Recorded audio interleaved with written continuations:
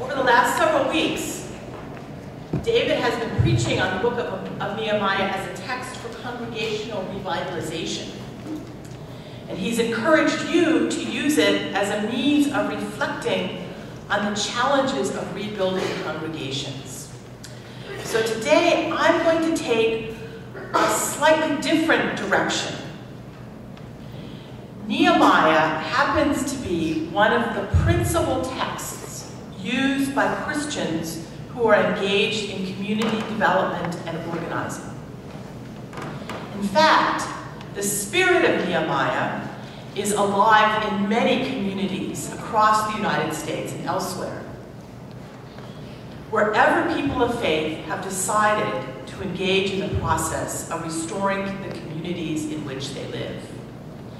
For example, in East Brooklyn, New York, there is a long-standing community organization made up of a number of congregations that have been working together since the 1980s to rebuild their very devastated community.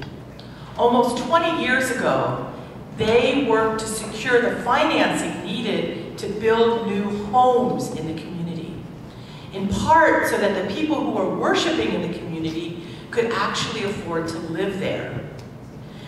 They chose to call this project, which eventually built as many as 3,000 homes, the Nehemiah Project.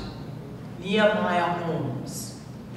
Since then, groups of congregations in other cities have copied their model so that there are now Nehemiah homes in several cities in the US.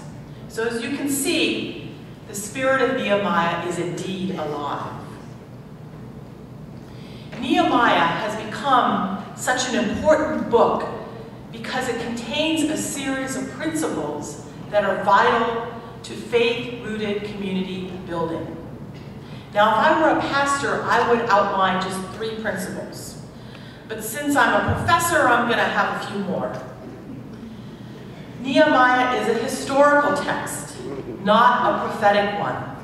However, Nehemiah himself is embedded within the Hebrew religious tradition that was defined by its belief that suffering, especially the exile, was a great and awesome God's just punishment for his people for their own misdeeds. So Nehemiah's first reaction when he hears the news about Jerusalem's dire straits is to pray, confessing the sins of his people and asking God's mercy in the task that he is about to undertake. Nehemiah was a descendant of those 20,000 Israelites who had been forced into exile by the Babylonians. The trauma of exile, the loss of their city, and the destruction of the Jerusalem temple had evoked profound discouragement and grief among those exiles. But it had also opened up a period of deep reflection and religious creativity. It proved to be a time of religious vitalization for the exiles, where a reframing of the Israelite religious identity took place. There was an emerging recognition that foreigners, for the first time, under certain circumstances, could become part of the covenant people.